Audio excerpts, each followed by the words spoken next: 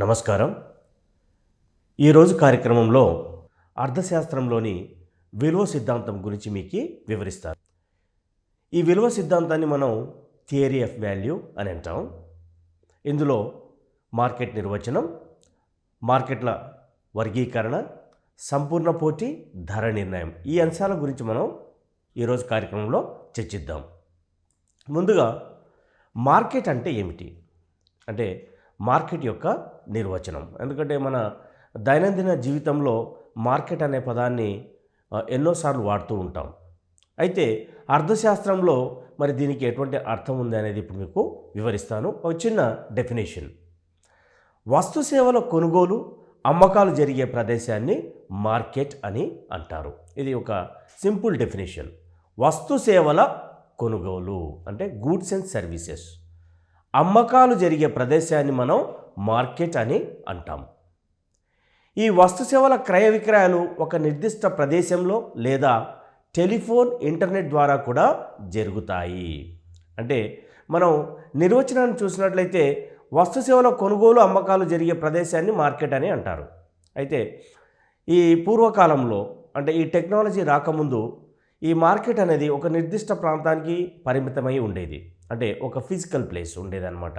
అంటే ఆ ప్లేస్లో ఈ విక్రయదారులు ఉండేవాళ్ళు, వాళ్ళ యొక్క షాప్స్ ఉండడం కానీ, గోడౌన్స్ ఉండడం కానీ జరిగేది. ఆ ప్రదేశానికి ఈ కొనుగోలుదారులు వెళ్ళి క్రయ విక్రయాలు జరిపేవారన్నమాట. అయితే ఈ ఆధునిక కాలానికి వచ్చేసరికి సాంకేతిక పరిజ్ఞానంలో విప్లవాత్మకమైన మార్పులు రావడంతో మనం ఇప్పుడు ఈ మార్కెట్ అనేది ఇప్పుడు మనం ఒక నిర్దిష్ట ప్రదేశానికి వెళ్ళనవసరం లేకుండానే మనం ఇంటర్నెట్, మొబైల్ ఇటువంటి వాటి ద్వారా కూడా మనం ఈ కొనుగోలు అమ్మకాలు చేయవచ్చు. ఇప్పుడు మీరు మొబైల్ ఫోన్ తీసుకోండి. మొబైల్ ఫోన్ ద్వారా కూడా మీరు ఏదైనా వస్తువును కొనవచ్చు, అమ్మవచ్చు. అదేవిధంగా ద్రవ్యాన్ని కూడా చెల్లించవచ్చు. అదేవిధంగా ఇంటర్నెట్ సేవలు అంటే ఇంటర్నెట్ను ఉపయోగించుకొని మనం ఏవైనా ఈ కామర్స్ వెబ్సైట్లు, మనం ఈ కామర్స్ పోర్టల్స్ అంటాం. ఇప్పుడు మనకి ఎన్నో పోర్టల్స్ అందుబాటులో ఉన్నాయి.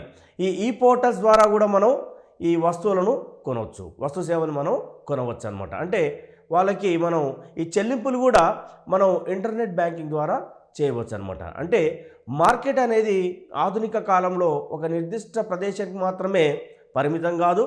మనం ఈ సాంకేతిక పరిజ్ఞానాన్ని ఉపయోగించి కూడా వస్తువుల యొక్క క్రయ విక్రయాల్ని జరపవచ్చు. అయితే మార్కెట్ ఈ రెండు రకాలుగా ఉంటుంది. ఒకటి ఫిజికల్ మార్కెట్, అంటే అక్కడికి ఈ కొనుగోలుదారులు వెళ్ళి తమకు నచ్చిన వస్తువులు కొంటుంటారనమాట.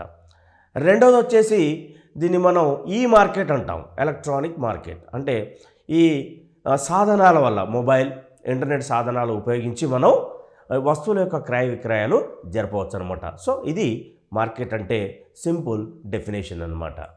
ఇక మనం మార్కెట్లను వర్గీకరించి చూసినట్లయితే ఇవి 3 రకాలు. మార్కెట్లను 3 రకాలుగా వర్గీకరింపవచ్చు. అవి నెంబర్ 1 కాలానుసార మార్కెట్లు, టైం బేస్డ్ మార్కెట్స్. నెంబర్ 2 స్థలానుసార మార్కెట్లు, ఏరియా బేస్డ్ మార్కెట్స్. మూడవది పోటీ ఆధారిత మార్కెట్లు, దీన్ని మనం కాంపిటీషన్ బేస్డ్ మార్కెట్స్ అని అంటాం. అంటే మార్కెట్లను మనం 3 రకాలుగా విభజింపవచ్చు. 1 కాలానుసార మార్కెట్లు, 2 స్థలానుసార మార్కెట్లు, 3 పోటీ ఆధారిత మార్కెట్లు. ఇప్పుడు మనం ఈ ఒక్కొక్క మార్కెట్ని వివరంగా పరిశీలిద్దాం. ముందుగా కాలానుసార మార్కెట్లు తీసుకున్నట్లయితే కాల వ్యవధి ఆధారంగా మార్కెట్లు 3 రకాలు. మళ్ళీ ఈ కాలానుసార మార్కెట్లో మనం వీటిని డివైడ్ చేసినట్లయితే ఇవి 3 రకాలు. అవేంటంటే 1 అతి స్వల్పకాల market, very short period market. రెండవది స్వల్పకాల మార్కెట్, షార్ట్ పీరియడ్ మార్కెట్. మూడవది దీర్ఘకాల మార్కెట్, లాంగ్ పీరియడ్ మార్కెట్. అంటే ఈ కాలానుసార మార్కెట్లు మనం 3 విధాలుగా వర్గీకరింపవచ్చు. ఆ 3 విధాలు ఇక్కడ పేర్కొనడం జరిగింది. ముందుగా అతి స్వల్పకాల మార్కెట్ గురించి మనం చర్చిద్దాం. దీన్ని మనం ఇంగ్లీష్లో వెరీ షార్ట్ పీరియడ్ మార్కెట్ అంటాం.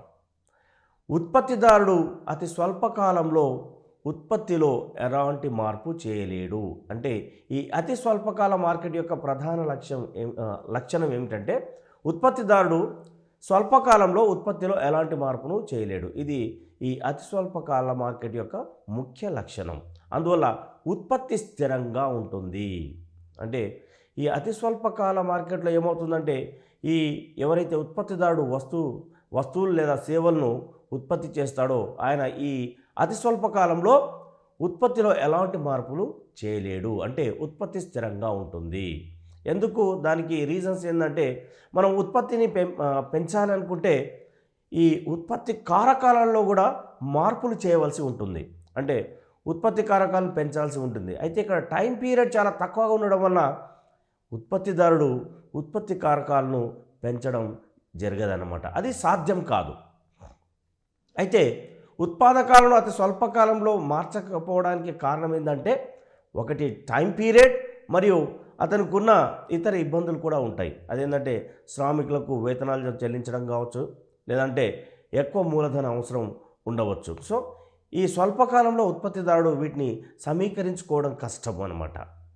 అయితే వీటికి ఉదాహరణ చూసినట్లయితే ఈ అతి స్వల్పకాల మార్కెట్కి ఎటువంటి వస్తువులు ఇక్కడ ఉత్పత్తి చేయడం జరుగుతుందంటే నశ్వర వస్తువులు, ప్రధానంగా నశ్వర వస్తువులు అంటే పెరిషబుల్ గూడ్స్. ఈ అతి స్వల్పకాల మార్కెట్లో ఈ నశ్వర వస్తువులను ఎక్కువగా ఉత్పత్తి చేయడం జరుగుతుంది. వీటిని మనం ఇంగ్లీష్లో పెరిషబుల్ గూడ్స్ అంటాం. ఎందుకు ఉదాహరణగా తీసుకున్నట్లయితే కూరగాయలు, పండ్లు, పాలు మరియు మీట్ ఇటువంటివి కూడా, అంటే మాంసం ఇటువంటివి కూడా ఉదాహరణగా తీసుకోవచ్చు. అయితే ఈ అతి స్వల్పకాల మార్కెట్లో ఉత్పత్తి అయ్యే వస్తువులు ఏవైతే ఉన్నాయో ఇవి ఎక్కువ కాలం మనం నిల్వ ఉంచలేము. కాబట్టి వీటిని అతి తక్కువ సమయంలోనే ఉత్పత్తిదారుడు మార్కెట్లో విక్రయించాల్సి ఉంటుంది. అదేవిధంగా ఈ తక్కువ కాలంలో ఉత్పత్తిదారుడు ఉత్పత్తి కారకాలను మార్చి ఎక్కువ ఉత్పత్తి చేయడం కూడా సాధ్యం కాదు. ఇది అతి స్వల్పకాల మార్కెట్ యొక్క ముఖ్యమైనటువంటి లక్షణాలు. ఇవి బాగా గుర్తుంచుకోండి. అతి స్వల్పకాల మార్కెట్ యొక్క ముఖ్య లక్షణాలు ఏంటంటే ఇక్కడ ఉత్పత్తి స్థిరంగా ఉంటుంది.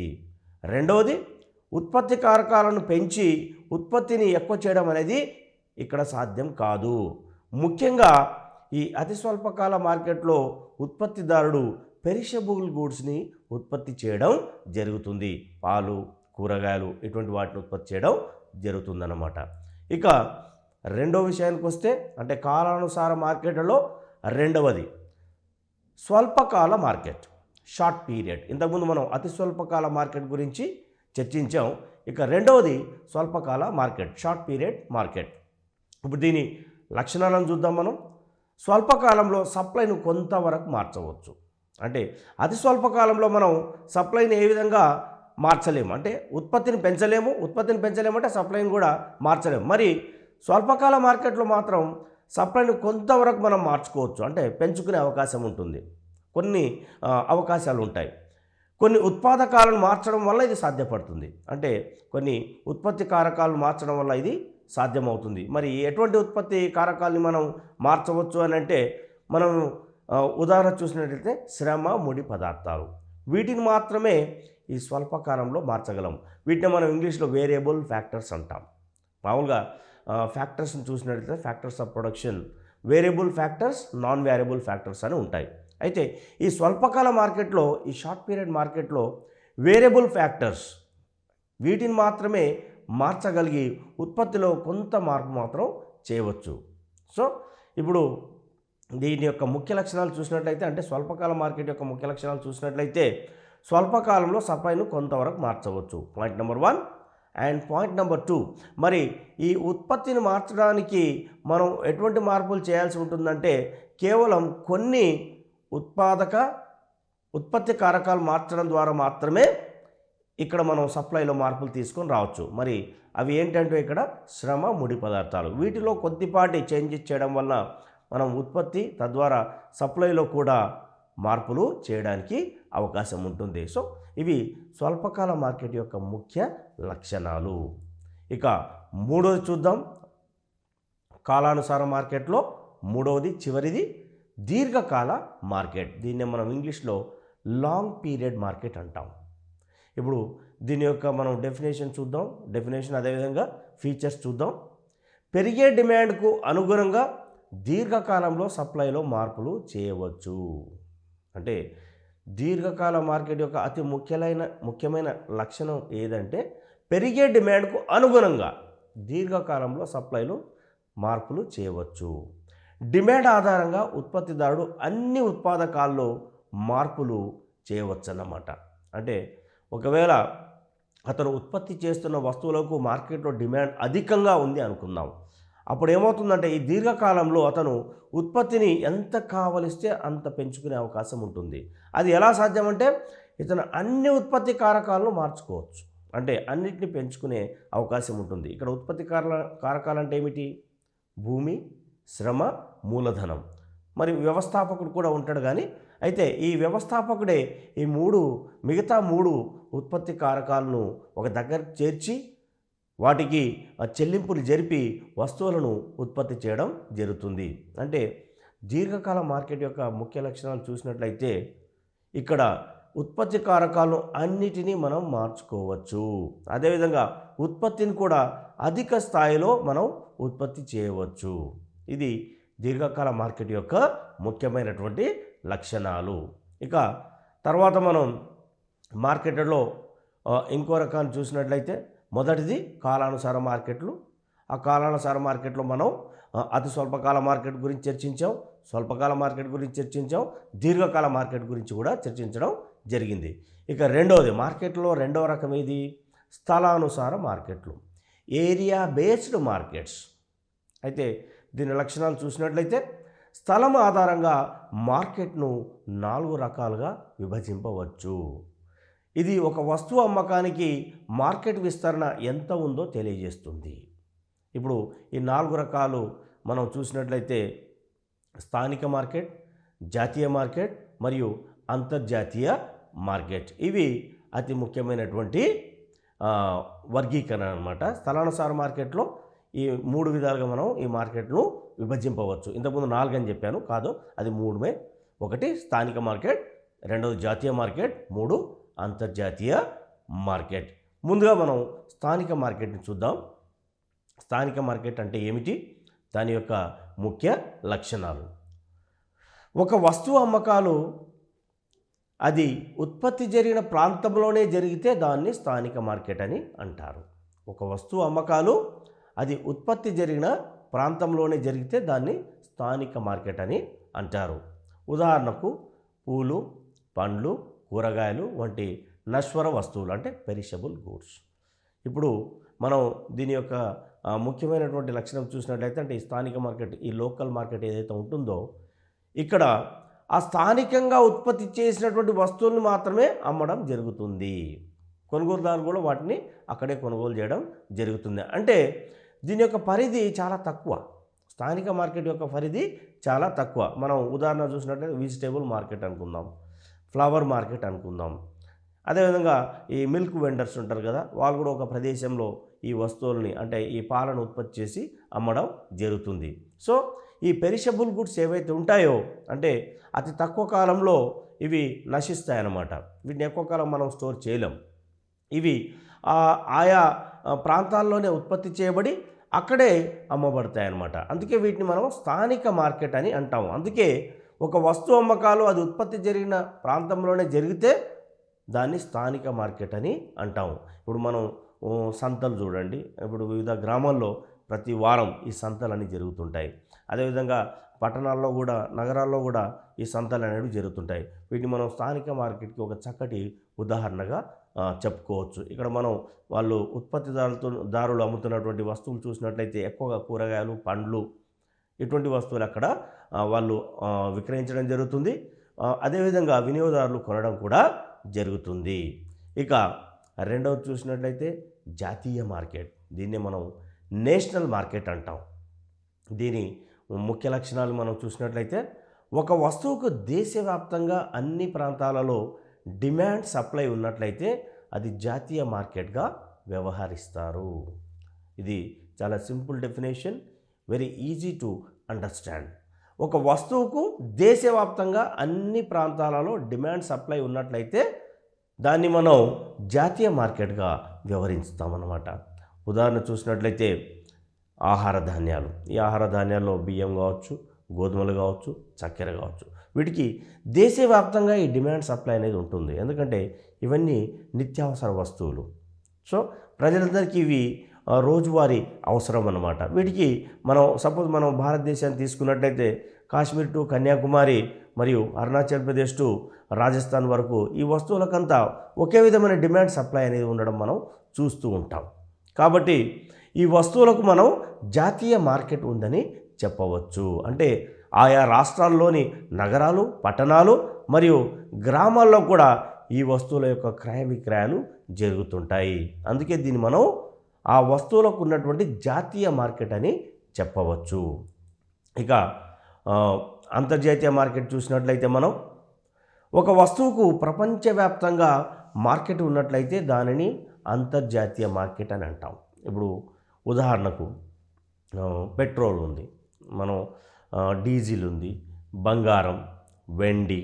సో ఇటువంటి వస్తువులకు ప్రపంచవ్యాప్తంగా ఈ డిమాండ్ ఉంటుందన్నమాట. అందుకే వీటికి మనం అంతర్జాతీయ మార్కెట్ ఉందని చెప్పవచ్చు. మనం ఇక్కడ అంతర్జాతీయ మార్కెట్ యొక్క ముఖ్యమైన లక్షణం చూసినట్లయితే ఒక వస్తువుకు ప్రపంచవ్యాప్తంగా మార్కెట్ ఉన్నట్లయితే దానిని అంతర్జాతీయ మార్కెట్ అని అంటాము. ఇప్పుడు పెట్రోల్ చూడండి, ఇప్పుడు వాహనాలు నడపాలంటే ఈ పెట్రోల్ కానీ డీజిల్ కానీ మనకు అవసరం. అది ఇంకా ఈ మధ్య కొత్త ఇంధనాలు కూడా రావడం జరిగింది. సిఎన్జి అని, ఎల్పిజి, వీటితో కూడా మనం వాహనాలను నడుపుతున్నాం. అయితే వీటికి ప్రపంచవ్యాప్తంగా డిమాండ్ ఉంది. అయితే వీటిని ఉత్పత్తి చేసే దేశాలు చాలా తక్కువ. ఇప్పుడు మనం ఈ ముడి చమురు అంటాం. ఈ ముడి చమురులోంచే మనం diesel, petrol, kerosene, white petrol లాంటివి తీయడం జరుగుతుంది. మరి వీటి ఉత్పత్తి ఎక్కడ జరుగుతుంది? ప్రధానంగా అరబ్ కంట్రీస్లో జరుగుతుంది. అరబ్ కంట్రీస్ తర్వాత కొన్ని దక్షిణ అమెరికా దేశాలైనటువంటి మెక్సికో మరియు మన యూరేషియా ప్రాంతంలో, అంటే యూరోప్, ఆసియా కలిసినటువంటి ప్రాంతం, రష్యా లాంటి ప్రాంతంలో కానీ ఈ ముడి చమురు లభ్యత ఎక్కువగా ఉంటుంది. అక్కడ ఉత్పత్తి కూడా జరుగుతుంది. ఈ మధ్య కాలంలో మన దేశంలో కూడా ఈ అరేబియా సముద్రంలో ఈ చమురు అన్వేషణ సాగిస్తున్నాము, మనం ఉత్పత్తి కూడా చేస్తున్నాం. అయితే వీటికి ఈ ముడి చమురుకు డిమాండ్ ఎక్కువగా ఉంది, మరి సప్లై తక్కువగా ఉంది. సప్లై తక్కువగా ఉండడం కారణం ఏమిటంటే ఉత్పత్తి తక్కువగా ఉండడం. ఉత్పత్తి తక్కువగా ఎందుకు ఉందంటే ఈ ముడి చమురు లభ్యత, అంటే ఈ భూగర్భంలో ముడి చమురు లభ్యత అనేది చాలా తక్కువగా ఉంది. అది కూడా చాలా కొన్ని దేశాలకు పరిమితం. ఇప్పుడు నేను మీకు చెప్పాను గల్ఫ్ కంట్రీస్ అని చెప్పాను. ఇప్పుడు సౌదీ అరేబియా కావచ్చు, ఇరాన్ కావచ్చు, ఇరాక్ కావచ్చు, సిరియా కావచ్చు, ఇటువంటి బహ్రెయిన్, కువైట్, ఈ దేశాలు మాత్రమే ఈ ముడి చమురు నిక్షేపాలు అతి ఎక్కువగా ఉన్నాయి. సో అక్కడ ఉత్పత్తి కూడా రోజు జరుగుతున్నప్పటికీ మన డిమాండ్ ఏదైతే ఉందో దాన్ని మీట్ కాలేకపోతుంది. అందుకే డిమాండ్ ఎక్కువగా ఉంది, సప్లై తక్కువగా ఉంది. అందుకే వీటి ధరల్లో కూడా మనం చూస్తుంటాము, హెచ్చుతగ్గులు చూస్తూ ఉంటాం. ఇక రెండోది బంగారం తీసుకుందాం. అంటే అంతర్జాతీయ మార్కెట్లో ఎక్కువగా డిమాండ్ ఉన్న వస్తువులు, సప్లై తక్కువగా ఉన్న వస్తువులు చూసినట్లయితే ఈ బంగారము, వెండి లాంటివి కూడా ఉన్నాయి. ఇప్పుడు బంగారం తీసుకున్నట్లయితే బంగారం కూడా ఉత్పత్తి చేసే దేశాలు చాలా తక్కువ. మన దేశంలో కూడా బంగారు ఉత్పత్తి జరుగుతుంది, కానీ అది తక్కువ. ఇప్పుడు ప్రధానంగా చైనా ఉంది. చైనాలో అత్యధికంగా బంగారు ఉత్పత్తి జరుగుతుంది. అయినప్పటికీ ఈ డిమాండ్ తీర్చలేకపోతుంది. అంటే మనకు ఉత్పత్తి ఎప్పుడైతే తక్కువ ఉంటుందో సప్లై కూడా తక్కువగా ఉంటుంది, డిమాండ్ ఎక్కువగా ఉంటుంది. సో ఈ బంగారానికి ప్రపంచవ్యాప్తంగా దాదాపు అన్ని దేశాల్లో ఎక్కువగా డిమాండ్ ఉండడం జరుగుతుంది. ఎందుకంటే ఇది కేవలం వ్యక్తిగతంగా ప్రజలు వాడే ఆభరణాల కింద మాత్రమే చూడకూడదు బంగారాన్ని. ప్రభుత్వాల దగ్గర కూడా బంగారం నిల్వలు ఎంత ఎక్కువగా ఉంటే మన ఆర్థిక అభివృద్ధి కూడా అంత ఎక్కువగా ఉంటుందన్నమాట. ఇప్పుడు మన రిజర్వ్ బ్యాంక్ దగ్గర కూడా ఈ బంగారం నిల్వలు ఉంటాయి. ఆ బంగారం నిల్వలకు సరిపడినంత మనం కరెన్సీ ముద్రిస్తుంటాం. అదేవిధంగా దాదాపు అన్ని దేశాల యొక్క సెంట్రల్ బ్యాంక్స్ ఏవైతే ఉంటాయో ఆ సెంట్రల్ బ్యాంక్స్లో ఈ బంగారం నిల్వలు ఉంటాయి, గోల్డ్ డిపాజిట్స్ అంటాం. ఆ గోల్డ్ డిపాజిట్స్కి ఈక్వల్గా కరెన్సీలను ముద్రించడం జరుగుతుంది. దీన్ని బట్టి చూడండి మీరు, బంగారంకి ఎంత డిమాండ్ ఉందో ప్రపంచవ్యాప్తంగా. అంటే ప్రభుత్వ పరంగా డిమాండ్ ఉంటుంది, అంటే బ్యాంకులకు కూడా ఈ బంగారం ఎంత అవసరం, అదేవిధంగా ప్రజలకు కూడా ఈ బంగారం అనేది ఎంతో అవసరం. సో దీనికి అంతర్జాతీయంగా విపరీతమైన డిమాండ్ ఉండడం వల్ల వీటి యొక్క ధరలు కూడా రోజు రోజుకి పెరుగుతూ ఉంటాయి. అదేవిధంగా వెండిని కూడా మనం ఒక చక్కటి ఉదాహరణగా చెప్పవచ్చు అంతర్జాతీయ మార్కెట్కు. సో ఇది అంతర్జాతీయ మార్కెట్ యొక్క ముఖ్య లక్షణాలు. ఇక తర్వాత చివరిది చూసినట్లయితే మనం అంటే మార్కెట్లలోని రకాలలో మూడవది పోటీ ఆధారిత మార్కెట్లు. దీన్ని మనం ఇంగ్లీష్లో కాంపిటీషన్ బేస్డ్ మార్కెట్స్ అంటాం. అంటే పోటీను ఆధారంగా తీసుకొని మనం మార్కెట్లను రెండు రకాలుగా విభజింపవచ్చు. ఒకటి సంపూర్ణ పోటీ, రెండవది అసంపూర్ణ పోటీ. ఈ సంపూర్ణ పోటీని మనం ఇంగ్లీష్లో పర్ఫెక్ట్ కాంపిటీషన్ అంటాం, అసంపూర్ణ పోటీని ఇంపర్ఫెక్ట్ కాంపిటీషన్ అని అంటాం. ముందుగా మనం సంపూర్ణ పోటీని చూసినట్లయితే ఇందులో ప్రధానంగా 3 అంశాలు చర్చించాల్సి ఉంటుంది. ఒకటి నిర్వచనం అంటే డెఫినిషన్, రెండవది లక్షణాలు ఫీచర్స్, మూడవది ధర నిర్ణయం. దీన్ని మనం ప్రైస్ డిటర్మినేషన్ అంటాం. అంటే సంపూర్ణ పోటీ మార్కెట్లో వస్తువుల యొక్క ధర ఏ విధంగా ఏ అంశాల ఆధారంగా నిర్ణయించబడుతుంది, అందుకే దీన్ని మనం ప్రైస్ డిటర్మినేషన్ అని అనవచ్చు. అయితే ముందుగా ఈ సంపూర్ణ పోటీ మార్కెట్ యొక్క నిర్వచనాన్ని చూద్దాం మనం. అత్యధిక సంఖ్యలో అమ్మకందారులు కొనుగోలుదారులు ఉండేదే సంపూర్ణ పోటీ మార్కెట్. Very simple definition. సంపూర్ణ పోటీ మార్కెట్ అంటే ఏమిటి? అధిక సంఖ్యలో అమ్మకందారులు కొనుగోలుదారులు ఉండే మార్కెట్నే సంపూర్ణ పోటీ మార్కెట్ అని మనం అనడం జరుగుతుంది. సజాతీయ వస్తువులను తయారు చేసే సంస్థలు అధిక సంఖ్యలో ఉండి మార్కెట్లోకి సంస్థలు ప్రవేశించడానికి నిష్క్రమించడానికి స్వేచ్ఛ. అంటే ఈ సంపూర్ణ పోటీ మార్కెట్లో ఎటువంటి వస్తువులు ఉత్పత్తి అవుతుంటాయంటే సజాతీయ వస్తువులను ఉత్పత్తి చేస్తుంటారు. అంటే సిమిలర్ గూడ్స్, అంటే ఒకే రకమైన వస్తువులను ఉత్పత్తి చేయడం జరుగుతుంది. అయితే ఈ సజాతీయ వస్తువులను ఉత్పత్తి చేసే సంస్థలు ప్రవేశించడానికి నిష్క్రమించడానికి ఇక్కడ పూర్తి స్వేచ్ఛ ఉంటుందన్నమాట. ఇక రెండవది కొనుగోలుదారునికి సంపూర్ణ పరిజ్ఞానం ఉంటుంది. అంటే కొనుగోలుదారునికి ఈ సంపూర్ణ పోటీ మార్కెట్ గురించి పూర్తి అవగాహన ఉంటుంది. అంటే సప్లై కావచ్చు, డిమాండ్ కావచ్చు, మరియు ధర కావచ్చు, వీటి గురించి ఆయనకి సంపూర్ణ పరిజ్ఞానం ఉంటుంది. ఉత్పత్తి కారకాలకు పూర్తి గమనశీలత ఉంటుంది. అంటే ఈ ఫ్యాక్టర్స్ ఆఫ్ ప్రొడక్షన్ ఏవైతే ఉంటాయో వీటికి పూర్తి గమనశీలత, అంటే వీటిని మనం ఒక ఉత్పత్తి నుంచి ఇంకొక ఉత్పత్తికి ఈజీగా మార్చగలం అన్నమాట. దీన్నే మనం గమనశీలత అంటాం. ఇక నాలుగోది వచ్చేసరికి రవాణా వ్యయాలు లేకుండడం. అంటే ఈ సంపూర్ణ పోటీ మార్కెట్లో వస్తువులను తరలించడానికి అవసరమైనటువంటి ఈ రవాణా ఏదైతే ఉంటుందో అందుకు సంబంధించిన రవాణా వ్యయాలు ఉండవు. సో ఈ పై లక్షణాలున్న మార్కెట్ని మనం సంపూర్ణ పోటీ మార్కెట్గా వ్యవహరించవచ్చు. ఇక మనం వీటి యొక్క అంటే సంపూర్ణ పోటీ మార్కెట్ యొక్క లక్షణాలను డీటెయిల్గా చూసినట్లయితే ముందుగా అత్యధిక సంఖ్యలో అమ్మకందారులు కొనుగోలుదారులు ఉంటారు. మనం నిర్వచనంలోనే దీని గురించి చర్చించాం. సంపూర్ణ పోటీ మార్కెట్ యొక్క ముఖ్య లక్షణం ఏంటంటే అత్యధిక సంఖ్యలో అమ్మకందారులు కొనుగోలుదారులు ఉంటారు. ఎందుకంటే ఈ ఉత్పత్తిదారులు ఎవరైతే ఉంటారో వీళ్ళు వందలు, వేలు లేదా లక్షల సంఖ్యలో ఉంటారు. అదేవిధంగా కొనుగోలుదారులు కూడా వేలు, లక్షలు, కోట్లలో కూడా ఉండవచ్చు అన్నమాట. అంటే ఇక్కడ అపరిమితం. ఇక రెండవ లక్షణం చూసినట్లయితే ఈ మార్కెట్లో సజాతీయ వస్తువులను ఉత్పత్తి చేయడం జరుగుతుంది. అంటే ఉత్పత్తిదారులందరూ సజాతీయ వస్తువులను ఉత్పత్తి చేస్తారు. సజాతీయ అంటే ఇక్కడ ఏమీ లేదు, మీరు కన్ఫ్యూజ్ కావద్దు. Similar goods. ఇప్పుడు ఉదాహరణకు ధాన్యం అనుకోండి, లేదా గోధుమ అనుకోండి, చక్కెర, అంటే చెరకు ఉత్పత్తి, ఇవన్నీ సజాతీయం. ఇప్పుడు సపోజ్ మనం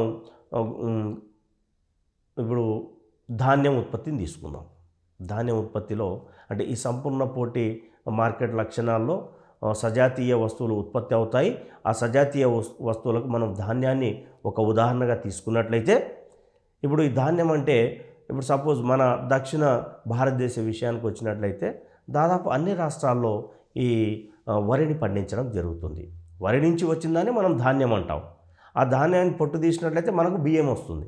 సో మనం వరి పంట గురించి చూసినట్లయితే దాదాపు దక్షిణాది రాష్ట్రాలన్నింటిలో ఈ వరిని సాగు చేస్తారు. కర్ణాటక కావచ్చు, తమిళనాడు మరియు ఆంధ్రప్రదేశ్, తెలంగాణ, కేరళ ఈ రాష్ట్రాలు దాదాపు అన్నింటిలో, ఈవెన్ ఒరిస్సాలో కూడా పండిస్తారు, మహారాష్ట్రలో కూడా పండించడం జరుగుతుంది.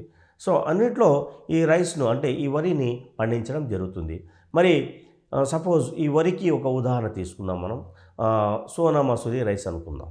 ఈ సోనా మసూరి రైసు మనం మహారాష్ట్రలో పండించినా, తమిళనాడులో పండించినా, ఆంధ్రప్రదేశ్లో పండించినా, తెలంగాణ కావచ్చు, కర్ణాటక కావచ్చు, ఎక్కడ పండించినా అది ఒకే విధంగా ఉంటుంది. అంటే దాని పరిమాణం కావచ్చు, అంటే మనం సైజ్ అంటాం, అదేవిధంగా దాని యొక్క రంగు కావచ్చు, ఇవన్నీ ఒకే విధంగా ఉంటాయి. కేవలం చిన్న చిన్న ఏవైనా చేంజెస్ తప్ప 99% ఏ ప్రాంతంలో పండించినప్పటికీ ఈ వరి ధాన్యం అంతా ఒకే విధంగా ఉంటుంది. కాబట్టి ఈ సంపూర్ణ పోటీ మార్కెట్లో సజాతీయ వస్తువులను ఉత్పత్తి చేయడం జరుగుతుంది. అంటే ఉత్పత్తిదారులందరూ సజాతీయ వస్తువులను ఉత్పత్తి చేస్తారు. ఇప్పుడు వరి చెప్పినట్లు, ఇంకా రెండోది గోధుమ కావచ్చు, అదేవిధంగా చెరుకు కావచ్చు. ఇప్పుడు చెరుకు కూడా తీసుకోండి. మన ఇప్పుడు తెలంగాణలోని ఉత్తర తెలంగాణలో చెరుకు సాగు అధికంగా ఉంటుంది. అదేవిధంగా తమిళనాడులో ఎక్కువగా చెరుకు పండిస్తారు, కర్ణాటకలో కూడా చెరుకు ఎక్కువగా పండిస్తారు, మహారాష్ట్రలో కూడా చెరుకు ఎక్కువగా పండిస్తారు. అయితే చెరుకు ఎక్కడ పండించినప్పటికీ ఇప్పుడు చెప్పిన ఈ లక్షణాలు ఏవైతే ఉన్నాయో, పరిమాణం కావచ్చు, దాని రంగు కావచ్చు, ఇతర స్వభావం ఏదైనా కావచ్చు, అదంతా ఒకే విధంగా ఉంటుంది. అందుకే వీటిని మనం సజాతీయ వస్తువులు అని అంటాం. అంటే ఒకే విధమైనటువంటి లక్షణాలు కలిగిన వస్తువులను మనం సజాతీయ వస్తువులని అంటామన్నమాట. సో సంపూర్ణ పోటీ మార్కెట్లో ఉత్పత్తిదారులు అందరూ సజాతీయ వస్తువులను ఉత్పత్తి చేయడం జరుగుతుంది. అదేవిధంగా ఇంకో లక్షణం చూసినట్లయితే, సంస్థలు ప్రవేశించడానికి, నిష్క్రమించడానికి పూర్తి స్వేచ్ఛ ఉంటుంది. ఇక్కడ సంస్థలు అంటే సపోజ్ మనం వరి ధాన్యం తీసుకుందాం. వరి ధాన్యం ఉత్పత్తిదారుడు అనుకుందాం. అతనే ఒక సంస్థ అవుతాడు. ఎవరైతే ఈ సజాతీయ వస్తువులు ఉత్పత్తి చేస్తారో ఆ ఉత్పత్తిదారునే మనం ఒక సంస్థగా పేర్కొనవచ్చు. లేదంటే కొన్ని సంస్థలు కూడా పేరు పెట్టుకొని వాటిని ఉత్పత్తి చేయవచ్చు. ఆధునిక కాలంలో ఇప్పుడు ఏమవుతుందంటే, కొన్ని సంస్థలు రైతులకు పెట్టుబడిని అందజేసి ఈ వరి, గోధుమ లాంటి పంటలను ఉత్పత్తి చేయడం జరుగుతుంది. అప్పుడు ఏమవుతుందంటే, ఉదాహరణకి పతంజలి సంస్థ ఉంది, ఇప్పుడు రిలయన్స్ ఉంది. ఇటువంటి సంస్థలు కూడా ఏం చేస్తున్నాయంటే, ఈ రైతులకు మూలధనాన్ని ఇచ్చి వారి ద్వారా ఇప్పుడు ఆ పంట ఉత్పత్తులను పండింపజేసి మళ్ళీ వాళ్ళు తిరిగి కొనుగోలు చేస్తారనమాట. కాబట్టి ఈ ఆహార ధాన్యాల ఉత్పత్తులు ఏవైతే ఉన్నాయో వాటిని రైతులు నేరుగా ఉత్పత్తి చేయవచ్చు, లేదా సంస్థలు కూడా వాటిని ఉత్పత్తి చేయవచ్చు. అయితే ఈ సంస్థలు ప్రవేశించడానికి, అంటే సంస్థలు ఉత్పత్తిదారులు ప్రవేశించడానికి, నిష్క్రమించడానికి ఎటువంటి అడ్డంకులు అనేటివి ఉండవు. వాటికి పూర్తి స్వేచ్ఛ అనేది ఉంటుంది. No restrictions. ఇక ఇతర మనం లక్షణాలు చూసినట్లయితే, ఉత్పత్తి కారకాలకు, వస్తువులకు పూర్తి గమనశీలత ఉంటుంది. అంటే ఈ ఫ్యాక్టర్స్ ఆఫ్ ప్రొడక్షన్, ఉత్పత్తి కారకాలంటే factors of production, land, labour, capital and entrepreneur. ఈ ఎంటర్ప్రీనర్ని మనం ఆర్గనైజర్ అంటాం, ఆర్గనైజేషన్ కూడా అనవచ్చు. అయితే ఈ ఉత్పత్తి కారకాలు ఏవైతే ఉన్నాయో, ఈ 4 భూమి, శ్రమ మరియు మూలధనం మరియు వ్యవస్థాపకుడు, వీళ్ళు ఎప్పుడు ఎక్కడికి ఒక ప్రాంతం నుంచి ఇంకో ప్రాంతానికి వెళ్ళవచ్చు. అదేవిధంగా వాళ్ళు ఇష్టమైన ఉత్పత్తిని చేపట్టవచ్చు. అదేవిధంగా వస్తువులకు కూడా పూర్తి గమనశీలత ఉంటుంది. అంటే ఈ వస్తువులు కూడా ఒక మార్కెట్ నుంచి ఇంకో మార్కెట్ తరలించవచ్చు, ఒక ప్రాంతం నుంచి ఇంకొక మార్కెట్కి తరలించవచ్చు. ఎటువంటి రెస్ట్రిక్షన్స్ అనేవి వర్తించవు. ఇక ఇంకో ముఖ్యమైన లక్షణం చూసినట్లయితే, రవాణా వ్యయాలు ఉండవు. Transportation, absence of transportation cost. So ఈ ఉత్పత్తి చేసిన వస్తువులు ఏవైతే ఉంటాయో వాటిని ఒక ప్రాంతం నుంచి ఇంకో ప్రాంతానికి తరలించడానికి ఈ రవాణా వ్యయాలు ఏవైతే ఉంటాయో అవి చాలా తక్కువగా ఉంటాయి, లేదా అసలు ఉండవు. ఇవి ఈ మన సంపూర్ణ పోటీ మార్కెట్ యొక్క ముఖ్యమైన లక్షణాలు. ఇక చివరిగా ఇంకొక అంశం ఉంది. అదేంటంటే, ఈ ఉత్పత్తిదారులకు మరియు ఈ వినియోగదారులకు సంపూర్ణ పోటీ మార్కెట్పై పూర్తి పరిజ్ఞానం ఉంటుంది. మరి ఏం పరిజ్ఞానం ఉంటుంది వాళ్ళకు అంటే, సంపూర్ణ పోటీ మార్కెట్లో ఉత్పత్తి అయ్యే వస్తువుల గురించి పరిజ్ఞానం ఉంటుంది. ఏ ఏ వస్తువులు ఉత్పత్తి అవుతున్నాయి, ఎంత పరిమాణంలో ఉత్పత్తి అవుతున్నాయి.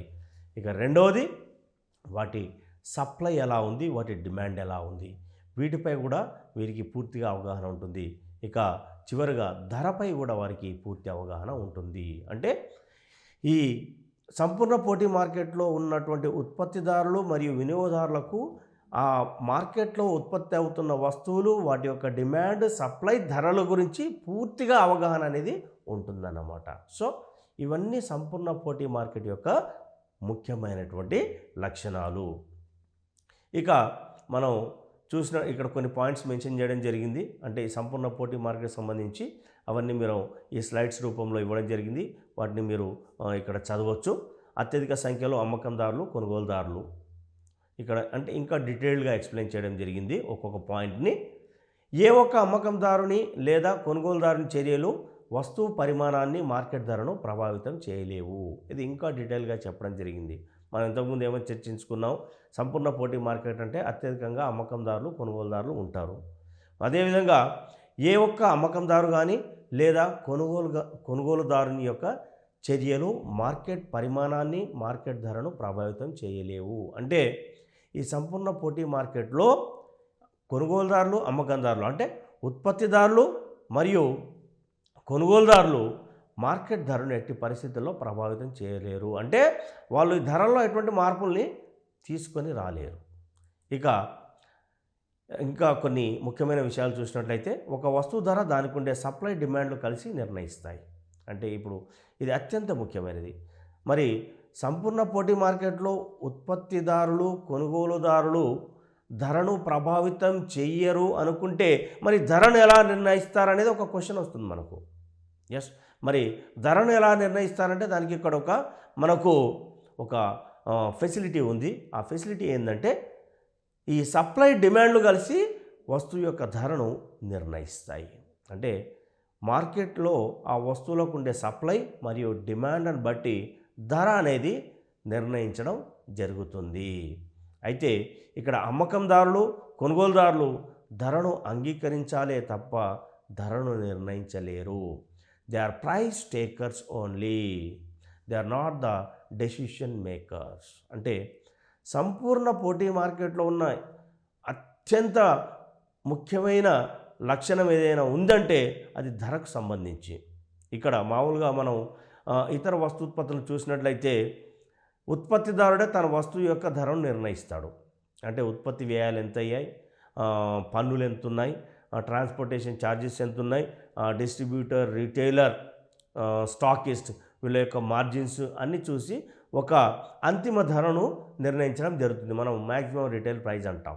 మరి సంపూర్ణ పోటీ మార్కెట్లో ఏమవుతుందంటే ఉత్పత్తిదారుడు కానీ అమ్మకందారుడు కానీ తాను ఉత్పత్తి చేసిన వస్తువులకు లేదా తాను వినియోగిస్తున్న వస్తువులకు ధరలను నిర్ణయించలేరు. మరి ధరను ఎవరు నిర్ణయిస్తారంటే సప్లై, డిమాండ్లు మాత్రమే ఆ వస్తువు యొక్క ధరను నిర్ణయించడం జరుగుతుంది. మరియు ఈ అమ్మకందారులు, కొనుగోలుదారులు ఎవరైతే ఉన్నారో ఈ మార్కెట్లో నిర్ణయించబడినటువంటి ధర ఏదైతే ఉందో అంటే సప్లై, డిమాండ్ల ద్వారా నిర్ణయించబడిన ధరను వీళ్ళు యాక్సెప్ట్ చేయాల్సిందే. అంటే వాళ్ళు ప్రైస్ టేకర్స్ మాత్రమే కానీ డెసిషన్ మేకర్స్ కాదు. ఇది బాగా గుర్తుంచుకోండి.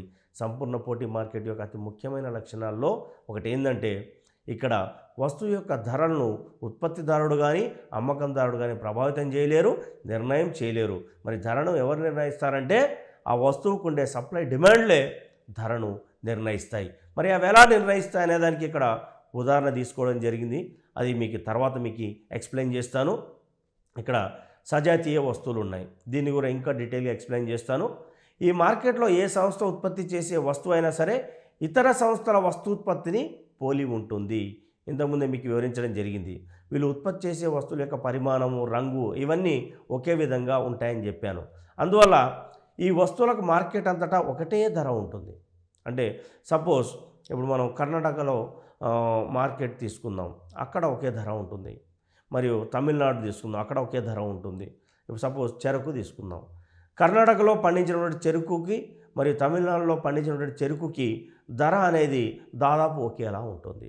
అదేవిధంగా మహారాష్ట్రలో పండించినటువంటి చెరుకు కూడా ధర ఒకే విధంగా ఉంటుంది. ఎందుకంటే ఇవన్నీ సజాతీయ వస్తువులు, రంగులో కావచ్చు, పరిమాణంలో కావచ్చు, ఇతర అంశాల్లో కావచ్చు ఒకేలా ఉంటాయి. కాబట్టి వీటి ధరల్లో ఎటువంటి మార్పు అనేది ఉండదు.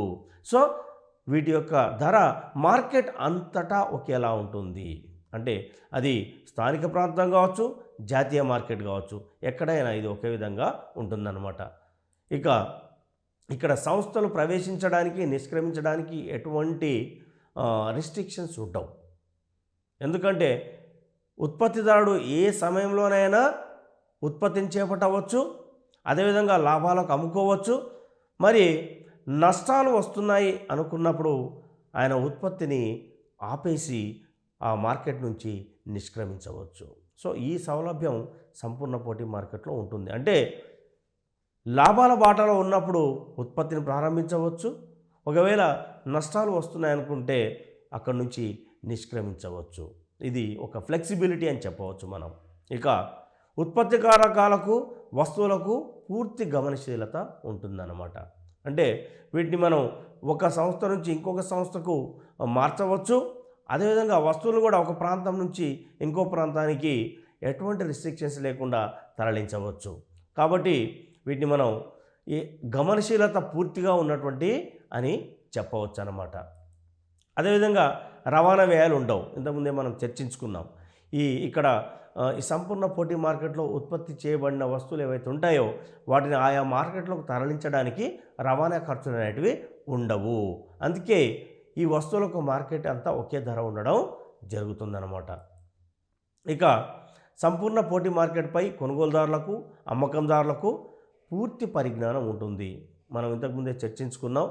కొనుగోలుదారులు కావచ్చు, అమ్మకందారులు కావచ్చు, ఈ సంపూర్ణ పోటీ మార్కెట్లో ఉత్పత్తి అయ్యే వస్తువులు, వాటి పరిమాణాలు, సప్లై, డిమాండ్, ధర, వీటన్నిటిపైన సంపూర్ణ అవగాహన అనేది వాళ్ళకి ఉంటుంది. ఇక ధర నిర్ణయం అనేది మీకు ఇంతకుముందే చెప్పాను. సప్లై డిమాండ్లు ధరను నిర్ణయిస్తాయి. మరి ఈ సప్లై డిమాండ్లు ధరను ఎలా నిర్ణయిస్తాయి అనడానికి ఇక్కడ మీకు ఒక టేబుల్ ద్వారా వివరిస్తాను. అంటే ఒక షెడ్యూల్ ఉంది ఇక్కడ మన దగ్గర, ఆ షెడ్యూల్ ద్వారా వివరిస్తాను. ఎందుకంటే సంపూర్ణ పోటీ మార్కెట్లో ఉత్పత్తిదారు కానీ కొనుగోలుదారు కానీ వస్తువు ధరను నిర్ణయించారు. ఇది బాగా గుర్తుంచుకోండి. మరి వస్తువు ధరను ఎవరు నిర్ణయిస్తారు? Market demand and supply. వీటి ఆధారంగా ఆ వస్తువుకి ధరను మనం నిర్ణయించడం జరుగుతుంది. ఇక్కడ ఈ టేబుల్లో చూడండి, ఇక్కడ 3 కాలమ్స్ ఉన్నాయి. మొదటి కాలంలో గోధుమ ధర, ప్రైస్ ఆఫ్ వీట్, అది రూపీస్లో ఇవ్వడం జరిగింది. రెండవ కాలంలో సప్లై, అంటే ఎంత పరిమాణంలో సప్లై చేయబడింది, అది మనం కేజెస్లో పేర్కొనడం జరిగింది. మూడోది డిమాండ్ పరిమాణం, అంటే అది ఎన్ని కేజీల్లో డిమాండ్ ఉందనేది ఇక్కడ 3 కాలమ్స్లో మనం సపరేట్గా తీసుకోవడం జరిగింది. ఇక మనం ధరను చూద్దాం. ఇప్పుడు గోధుమ ధర, ప్రారంభ ధర సపోజ్ 5 రూపాయలు ఒక కిలోకు ఉందనుకుందాం. 5 రూపాయలు కిలో ఉన్నప్పుడు మరి ఎంత సప్లై అయిందంటే కేవలం 20 కేజీలు మాత్రమే సప్లై చేయడం జరిగింది. మరి డిమాండ్ ఎంత ఉంది? 60 కిలోలు ఉంది. సప్లై చాలా తక్కువగా ఉంది, డిమాండ్ ఎక్కువగా ఉంది. మరి సప్లై తక్కువగా ఉన్నప్పుడు డిమాండ్ ఎందుకు ఎక్కువగా ఉందంటే according to law of demand, అంటే లా ఆఫ్ డిమాండ్ చూసినట్లయితే మనం డిమాండ్ సూత్రాన్ని, ఎప్పుడైతే వస్తువు ధర తక్కువగా ఉంటుందో అప్పుడు డిమాండ్ ఎక్కువగా ఉంటుంది. ఇది వెరీ కామన్. అంటే లా ఆఫ్ డిమాండ్ చెప్పేదాని ప్రకారం ఏంటంటే వస్తువు ధర తక్కువ ఉన్నప్పుడు డిమాండ్ పెరుగుతుంది, వస్తువు ధర ఎక్కువ ఉన్నప్పుడు డిమాండ్ తగ్గుతుంది. కాబట్టి ఇక్కడ వస్తువు ధర అంటే గోధుమ ధర ఒక కిలోకి చాలా తక్కువగా ఉండడం వల్ల ఇక్కడ డిమాండ్ ఎక్కువగా ఉంది, మరి సప్లై అనేది చాలా తక్కువగా ఉంది. మరి సప్లై ఎందుకు తక్కువగా ఉంది? డిమాండ్ ఎక్కువ ఉన్నప్పుడు సప్లై ఎక్కువ చేయవచ్చు కదా అని ఒక డౌట్ మీకు వస్తుంది. అయితే ఇక్కడ ఏమవుతుంది? ఇక్కడ లా ఆఫ్ సప్లైని చూడాలి మనం. కేవలం లా ఆఫ్ డిమాండ్ కాకుండా law of supply. Law of supply ప్రకారం ఏమవుతుంది? ఒక వస్తువు యొక్క ధర తక్కువగా ఉన్నప్పుడు సప్లై కూడా తగ్గుతుంది. ఉత్పత్తిదారుడు ఈ సప్లైని తగ్గిస్తాడు, ఎందుకంటే అతను తనకు నష్టాలు వస్తాయనుకుంటాడు. అదేవిధంగా ఈ ధర ఎప్పుడైతే పెరుగుతుందో అప్పుడు ఆయన సప్లైని పెంచడం జరుగుతుంది. అయితే ఇక్కడ మనం మొదటి స్టేజ్లో చూసినట్లయితే గోధుమ ధర చాలా తక్కువగా ఉంది, అందుకే అతను ఎక్కువగా సప్లై చేయడం లేదు, చాలా తక్కువ క్వాంటిటీస్లో సప్లై చేయడం జరుగుతుంది. మరి డిమాండ్ ఏమో ఎక్కువగా ఉంది. ఇక రెండో స్టేజ్ చూసినట్లయితే మనం ఇక్కడ ధర 5 రూపాయల నుంచి 10 రూపాయలకు పెరగడం జరిగింది. మరి అప్పుడు సప్లై ఎలా ఉంది చూడండి, ఆటోమేటిక్గా సప్లై పెరిగింది. అంటే ఈ ఉత్పత్తిదారుడు ఎవరైతే ఉన్నారో, అంటే అమ్మకందారుడు, అతను క్వాంటిటీని 20 కేజీల నుంచి 30 కేజీలకు పెంచడం జరిగింది. మరి డిమాండ్ చూడండి, మీరు ఇక్కడ 60 నుంచి 50 కేజీలకు పడిపోయింది. అంటే ఇక్కడ లా ఆఫ్ డిమాండ్ ప్రకారం వస్తువు ధర పెరిగితే డిమాండ్ తగ్గుతుంది. మరి లా ఆఫ్ సప్లై ప్రకారం ఇక్కడ వస్తువు ధర 5 నుంచి 10 పెరిగినప్పుడు ఉత్పత్తిదారుడు కొంచెం ఎక్కువగా సప్లై చేయడానికి అతను ఇష్టపడ్డాడనమాట. ఇక స్టేజ్ 3 చూడండి మీరు. ఇక్కడ గోధుమ ధర 20కి చేరుకుంది, అంటే 10 నుంచి 20కి చేరుకుంది. అప్పుడేమైంది, సప్లై ఇంకా పెంచడం జరిగింది. అంటే ఈ ఉత్పత్తిదారుడు సప్లైని 30 నుంచి 40 కేజీలు చేయడం జరిగింది. మరి డిమాండ్ చూడండి ఇంకా తగ్గిపోయింది. ముందుగా 60, తర్వాత 50, ఇప్పుడు 40. అంటే ఇక్కడ డిమాండ్ సప్లైలు ఈక్వల్ అయ్యాయి చూడండి. అంటే ఎక్కడ ఈక్వల్ అయ్యాయి, 20 రూపాయల దగ్గర గోధుమ ఒక కేజీకి ఎప్పుడైతే 20 రూపాయలకు చేరుకుందో అప్పుడు ఈ సప్లై 40 కేజీలుగా ఉంది, మరి డిమాండ్ కూడా 40 కేజీలకు చేరుకుంది. అంటే డిమాండ్ సప్లైలు ఇక్కడ ఈక్వల్ కావడం జరిగింది. దీన్నే మనం సమతౌల్య ధర అని అంటాము. అంటే ఎక్కడైతే డిమాండ్ సప్లైలు ఈక్వల్ అవుతాయో దాన్నే మనం సమతౌల్య ధర అంటాము. దీన్నే సంపూర్ణ పోటీ మార్కెట్లో ఆ వస్తువులకు ఈ ధరను నిర్ణయించడం జరుగుతుంది. సో ఇప్పుడు మీకు చాలా క్లియర్గా అర్థమై ఉంటుంది. సంపూర్ణ పోటీ మార్కెట్లో వస్తువుల యొక్క ధరలను ఎవరు నిర్ణయిస్తారంటే ఉత్పత్తిదారుడు కాదు, మరియు కొనుగోలుదారుడు కాదు. ఈ డిమాండ్ అండ్ సప్లైలు మాత్రమే ఈ ధరను నిర్ణయిస్తాయి. మరి డిమాండ్ సప్లైలు దేని ఆధారంగా ధర నిర్ణయిస్తారా అంటే సమతౌల్య ధర. ఎక్కడైతే డిమాండ్ సప్లైలు ఒక నిర్దిష్ట ధర వద్ద ఈక్వల్ అవుతాయో, సమానం అవుతాయో, ఆ ధరను మాత్రమే ఆ వస్తువుకి నిర్ణయించడం జరుగుతుంది. ఆ తర్వాత మీరు ఇక్కడ చూడండి, స్టేజ్ 4 చూడండి, ధర ఇంకా పెరిగింది, మరి సప్లై కూడా ఇంకా పెరిగింది. According to law of supply ధర పెరిగే కొద్దీ సప్లై పెరుగుతుంది. మరి డిమాండ్ చూసినట్లయితే 30కి చేరుకుంది. అంటే according to law of demand price పెరిగే కొద్దీ డిమాండ్ తగ్గుతుంది. ఇక 5వ స్టేజ్ చూడండి, ధర ఒకేసారి 40కి వెళ్ళింది. అంటే ఒక కేజీకి 40 రూపాయలు వెళ్ళినప్పుడు ఉత్పత్తిదారుడు సప్లై ఇంకా పెంచడం జరిగింది. అంటే ఎంత సప్లై పెంచితే అంత లాభాలు వస్తాయి. మరి డిమాండ్ పరంగా చూసినట్లయితే లోయెస్ట్ అయిపోయింది అనమాట. అంటే 20కి పడిపోయింది. అంటే చూడండి ఇక్కడ, అంటే ఇక్కడ మనం అదే 40 రూపాయలుగా ఆ వస్తువుకి ధరను ఫిక్స్ చేసినట్లయితే కొనేవాళ్ళు ఉండరు, అంటే డిమాండ్ తగ్గిపోతుంది. మరి అందుకే ఈ సంపూర్ణ పోటీ మార్కెట్లో ఎక్కడైతే డిమాండ్ సప్లైలు ఈక్వల్ అవుతాయో దాన్ని సమతౌల్య ధరగా ఆ వస్తువుకి ఫిక్స్ చేయడం జరుగుతుంది. అందుకే ఈ సంపూర్ణ పోటీ మార్కెట్లో ఉండే సజాతీయ వస్తువులు ఏవైతే ఉంటాయో వీటికి దేశమంతటా లేదా రాష్ట్రమంతటా ఒకే విధమైన ధరను మనం చూడవచ్చు. ఇక ఈ సంపూర్ణ పోటీ సమతౌల్య ధర రేఖను చూసినట్లయితే, అంటే ఆ సంపూర్ణ పోటీ సమతౌల్య ధర షెడ్యూల్ని తీసుకొని, పట్టికను తీసుకొని ఈ రేఖను మనం రూపొందించడం జరిగింది. ఇక్కడ చూడండి, ఓవై యాక్సిస్ పైన ప్రైజ్ని పేర్కొనడం జరిగింది, అదేవిధంగా ఓఎక్స్ యాక్సిస్ పైన సప్లై డిమాండ్ రెండింటిని పేర్కొనడం జరిగింది. ఇక్కడ చూడండి మీరు, 20 రూపాయల దగ్గర డిమాండ్ అండ్ సప్లై రెండు ఈక్వల్ అయ్యాయి. ఈ రెండు కలిసే స్థానం ఏదైతే ఉందో, డిమాండ్ సప్లైలు రెండు కలిసే స్థానం ఏదైతే ఉందో దాన్ని మనం ఈక్విలిబ్రియం పాయింట్ అని అంటాము. ఈక్విలిబ్రియం పాయింట్ అని అంటాము. ఇదే సమతౌల్య ధర. సప్లై డిమాండ్లు ఎక్కడైతే కలుస్తాయో దాన్నే మనం ఈక్విలిబ్రియం పాయింట్ అంటాం. ఆ ఈక్విలిబ్రియం పాయింట్నే మనం సమతౌల్య ధరగా ఈ సంపూర్ణ పోటీ మార్కెట్లో వ్యవహరించడం జరుగుతుంది. సో సంపూర్ణ పోటీ సమతౌల్య ధర పట్టికను ఉపయోగించి సంపూర్ణ పోటీ సమతౌల్య ధర రేఖను ఏ విధంగా డ్రా చేయవచ్చో ఇక్కడ మీకు వివరించడం జరిగింది. ఇప్పుడు మీకు ఇంకొక ఉదాహరణ చెప్తాను. వస్తువులకు అంతర్జాతీయ మార్కెట్ ఏ విధంగా ఉంటుంది? ఎస్, ఒక బెస్ట్ ఎగ్జాంపుల్ ఏంటంటే బాస్మతి రైస్ తీసుకున్నాం మనం. అంటే ఇది కూడా వరి కిందికే వస్తుంది కాబట్టి మన ప్రపంచవ్యాప్తంగా చూసినట్టయితే బాస్మతి రైస్ని 2 దేశాలు అత్యధికంగా ఉత్పత్తి చేయడం జరుగుతుంది. ఒకటి ఇండియా, రెండవది పాకిస్తాన్. ఎస్, ఇండియా పాకిస్తాన్లో అంటే ముఖ్యంగా ఈ మన దేశంలో ఉత్తర భారతదేశంలో ఎక్కువగా ఈ బాస్మతి రైస్ని సాగు చేయడం జరుగుతుంది. ఈ సట్లెజ్, రావి, బియాస్, ఎందుకంటే ఈ నదులు పాకిస్తాన్ అదేవిధంగా ఇండియా రెండిట్లో ప్రవహిస్తూ ఉంటాయి. ఈ నదీ తీర ప్రాంతాల్లో ఈ బాస్మతి రైస్ని ఎక్కువగా సాగు చేయడం జరుగుతుంది. అందుకే వీటి యొక్క నాణ్యత కూడా చాలా బాగా ఉంటుందన్నమాట. సో పాకిస్తాన్ మరియు ఇండియా బాస్మతి రైస్కు ప్రపంచవ్యాప్తంగా డిమాండ్ ఉంటుంది. ఒక విధంగా చెప్పాలంటే పాకిస్తాన్ ఇండియాలకు ఈ బాస్మతి బియ్యం ఏదైతే ఉందో, బాస్మతి రైస్ ఏది ఉందో వాటి ఉత్పత్తిలో డ్యూపోలి ఉందని చెప్పవచ్చు. డ్యూపోలి అంటే ద్విస్వామ్యం అంటాం మనం మామూలుగా. అంటే ఈ రెండు దేశాలే ఈ అంతర్జాతీయ మార్కెట్లో ఈ బాస్మతి రైస్ ఈ సప్లై డిమాండ్లను ప్రభావితం చేయగలుగుతాయి. ఇప్పుడు మీరు చూసినట్లయితే ఇప్పుడు ధర చూద్దాం. ఈ రెండు ఇప్పుడు బాస్మతి రైస్ ఏదైతే ఉందో, ఇండియా పాకిస్తాన్ పండించే బాస్మతి రైస్ ఏదైతే ఉందో ఇది సజాతీయ వస్తువు. ఇది వరికి ఒక ముఖ్య ఉదాహరణ. ఈ సజాతీయ వస్తువును మనం ఉత్పత్తి చూసినట్లయితే ఇండియా పాకిస్తాన్ రెండు ఉత్పత్తి చేస్తాయి. అయితే ఈ వస్తువు యొక్క నాణ్యతను పరిశీలించినట్లయితే పరిమాణం కావచ్చు, ఈ రంగు కావచ్చు, మరియు ఈ ఈ ఫ్రాగ్రెన్స్ అరోమా అంటాం. అరోమా అంటే మనం వాసన అని అంటాం మామూలుగా. ఈ అరోమా కూడా దాదాపు ఒకే విధంగా ఉంటాయి. సో మరి వీటికి దాదాపు అన్ని దేశాల్లో మంచి డిమాండ్ ఉంది. ఎక్కువగా ఈ అరబ్ కంట్రీస్ దిగుమతి చేసుకుంటూ ఉంటాయి ఈ ఇండియా పాకిస్తాన్ బాస్మతి రైస్ని.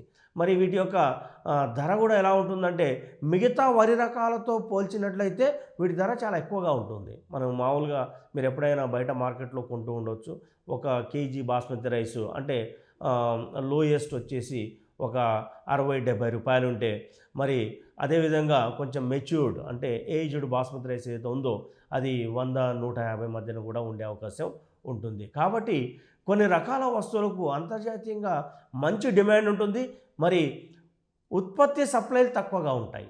మరి బాస్మతి రైస్ అనేది మీకు ఇప్పుడు ఒక ఉదాహరణగా చెప్పాను.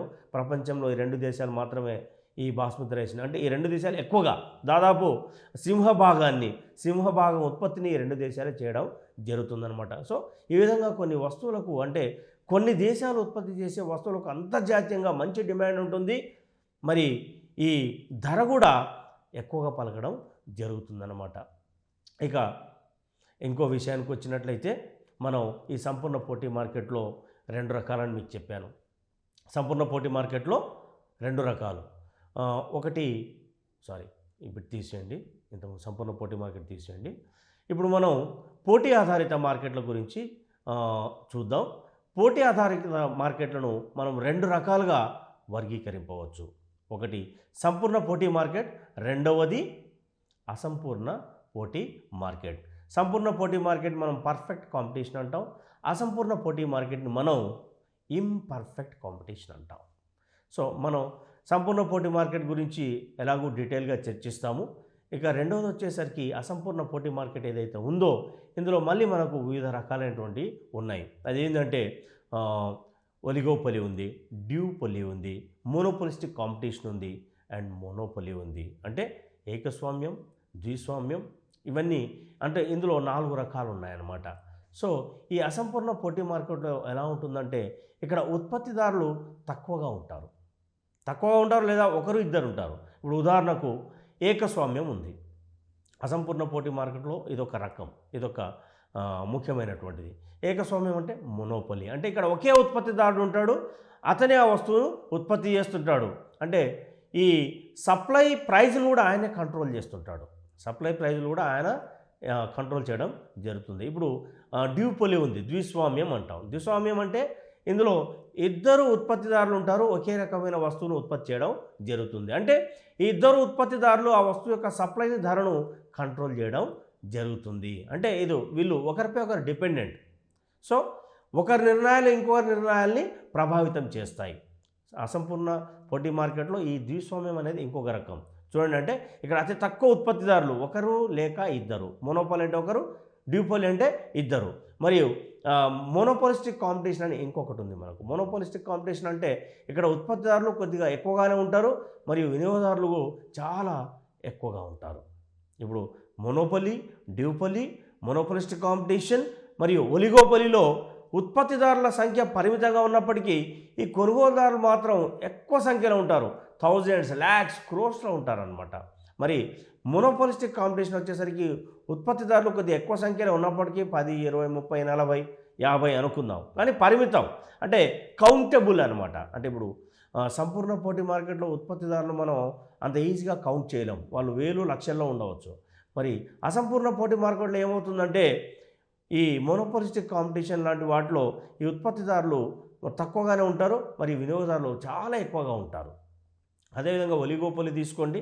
ఈ ఒలిగోపొలిలో కూడా ఉత్పత్తిదారులు పరిమిత సంఖ్యలోనే ఉంటారు, కానీ కొనుగోలుదారులు మాత్రం చాలా ఎక్కువగా ఉంటారు. అందుకే దీన్ని మనం అసంపూర్ణ పోటీ మార్కెట్ అంటాం. ఇక్కడ ఏది ఈక్వాలిటీ ఉండదు. ఇప్పుడు సంపూర్ణ పోటీ మార్కెట్లో మనం దాదాపు అన్ని ఈక్వాలిటీస్ చూడడం జరుగుతుంది. అంటే కొనుగోలుదారులు అమ్మకందారులు వేలు లక్షలు కోట్లలో ఉంటారు. మరి అసంపూర్ణ పోటీ మార్కెట్లో ఈ ఉత్పత్తిదారులు అమ్మకందారుల ఇక్కడ ఈక్వాలిటీ అనేది మనం చూడం. ఒకరు ఇద్దరు లేదా చాలా పరిమితంగా ఉంటారు.